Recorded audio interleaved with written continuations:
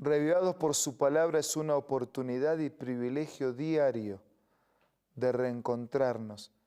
Es un gusto hacerlo cuando la Biblia es el centro de nuestro encuentro.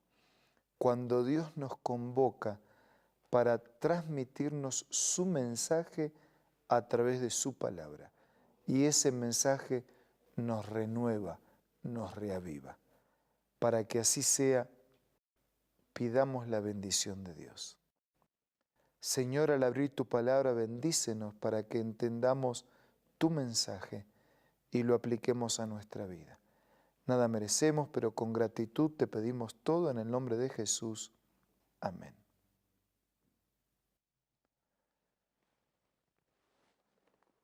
En la continuidad sistemática de nuestra lectura diaria de la Biblia, hoy nos dedicamos al capítulo 5 del libro de Nehemías.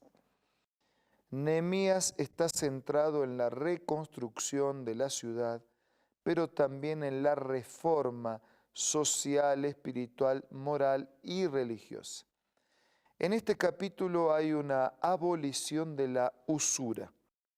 Dice que hubo un gran clamor de parte del pueblo, de sus mujeres, contra los hermanos judíos, porque reclamaban el tema de mucha usura en cuestiones de préstamo. Hemos empeñado nuestras tierras, nuestras viñas, nuestras casas para comprar grano a causa del hambre. Versículo 4. Otros decían, hemos tomado prestado dinero sobre nuestras tierras y viñas para el tributo del rey. Me parece que este tema de préstamos, de intereses y de usura es bien antiguo. Versículo 5. Ahora bien, nosotros y nuestros hermanos somos de una misma carne y nuestros hijos son como sus hijos. Sin embargo, nosotros tuvimos que entregar nuestros hijos y nuestras hijas a servidumbre. O sea que parece que los intereses eran cobrados con el servicio de esclavo de los hijos.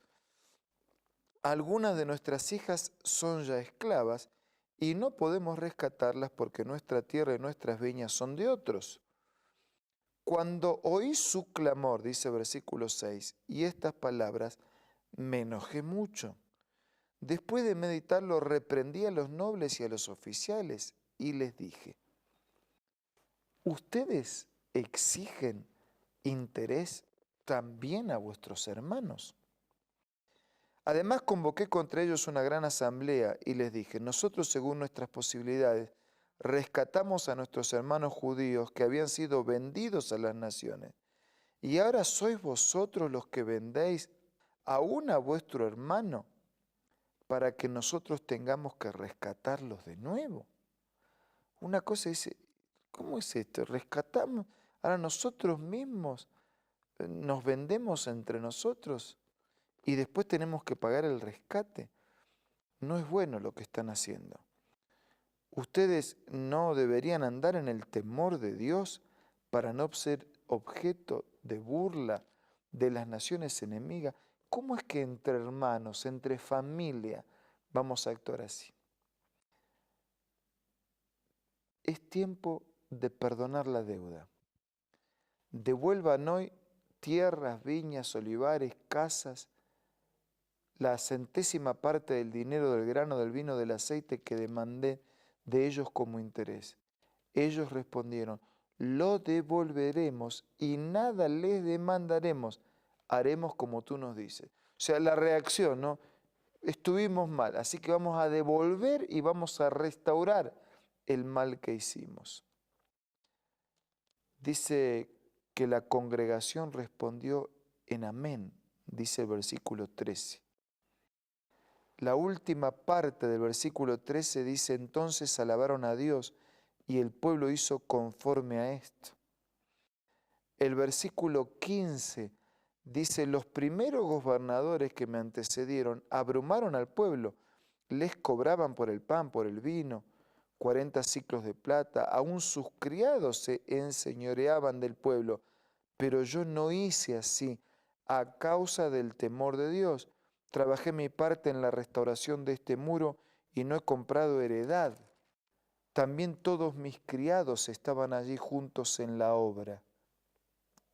Y el capítulo termina con esta declaración: acuérdate de mí para bien, Dios mío, y de todo lo que hice por este pueblo. Otra lección espiritual es que este mundo de pecado nos endeuda. Todos nos sentimos esclavos. Por causa del pecado estamos endeudados y esa deuda nos quita alegría, nos quita fuerzas, nos quita ganas, nos quita todo. Porque de la misma manera que una deuda material quita la paz, la deuda espiritual por causa del pecado nos atormenta y nos lleva a la aflicción, al dolor y a la angustia permanente. Pero amigos, tengo buenas noticias.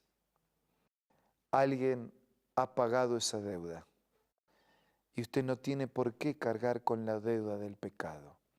No se trata de Nehemías, no se trata de ningún rey del pasado, se trata del Rey eterno del universo. Jesucristo mismo ha pagado con su sangre, con su vida, esa deuda de nuestro pecado. Por lo tanto, usted puede liberarse de la angustia, del dolor, usted puede liberarse del tormento que le causa la deuda del pecado. Cuando Pablo pensaba en este tema, casi golpeándose, decía: miserable de mí, ¿quién me va a librar de este cuerpo de muerte? Y cuando él decía eso, pensaba en la condena romana impuesta a aquel que había matado a una persona. La condena era la siguiente: le ataban al cuerpo del asesino el cuerpo de su víctima. Y él tenía que vivir, caminar, dormir, comer con ese cuerpo atado. Era una manera de recordar siempre el mal que había cometido. Y Pablo toma esa ilustración, hace un símbolo y la aplica a la vida cristiana. Dice: ¿quién me va a librar de este cuerpo de muerte? ¿Dónde voy a encontrar dinero suficiente para pagar esta deuda que no me deja dormir? Y en el cielo hay dinero suficiente, en Jesús hay sangre suficiente, en el Rey del universo hay disposición suficiente para pagar la deuda de mi pecado. Usted no necesita llevar la angustia de la deuda, usted no tiene que pagar esa deuda. Jesús pagó la deuda por usted y por mí. Lo que necesitamos hacer es aceptar y reconocer que alguien pagó la deuda. Tenemos que reconocer en primer lugar que somos deudores. Y como ocurrió en el capítulo que meditábamos hoy o que leíamos hoy, reconocer la deuda, admitir, arreglar, reconciliar, ponernos a disposición de Dios. Si entre hermanos estamos endeudados, perdonemos. Y si la carga del pecado nos aflige, sepan que Dios ya pagó la deuda y está listo a perdonar. Ahora es un buen momento entonces para colocar nuestra vida endeudada delante de Dios y sentir la paz del perdón. Usemos este momento para orar.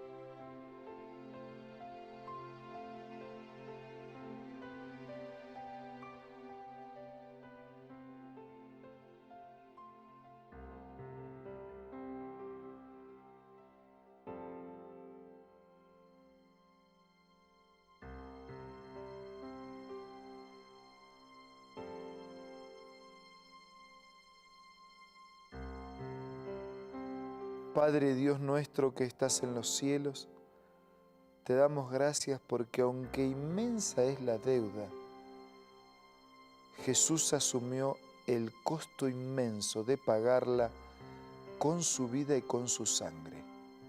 Hoy aceptamos una vez más tu entrega generosa y te pedimos que en paz y en perdón nos ayudes a vivir en gratitud y en obediencia. Te lo pedimos todo y te lo agradecemos en el nombre de Jesús. Amén.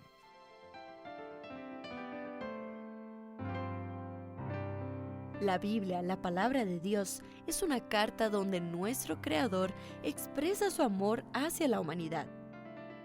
Es una recopilación de textos que en un principio eran documentos separados, escritos por varias personas, todas ellas inspiradas por Dios. Primero en hebreo, arameo y griego durante un periodo muy dilatado y después reunidos para formar la Biblia cristiana. Está dividida en dos grandes secciones, el Antiguo Testamento con 39 libros y el Nuevo Testamento con 27. En la Biblia se desarrolla la historia de la salvación de Dios al hombre. En toda ella hay una línea conectora que une todo, Jesucristo. Es el personaje principal de la Biblia y el cual trae la revelación definitiva de Dios. Es considerada también el manual de nuestro fabricante. Es vital tener este ejemplar en casa y descubrir su valioso mensaje. Busca también en tu App Store o Play Store y encontrarás varias opciones. No olvides descargar también el aplicativo Reavivados por su palabra y sigue la secuencia de su lectura. La Biblia es la palabra de Dios. Muchas gracias por acompañarnos una vez más.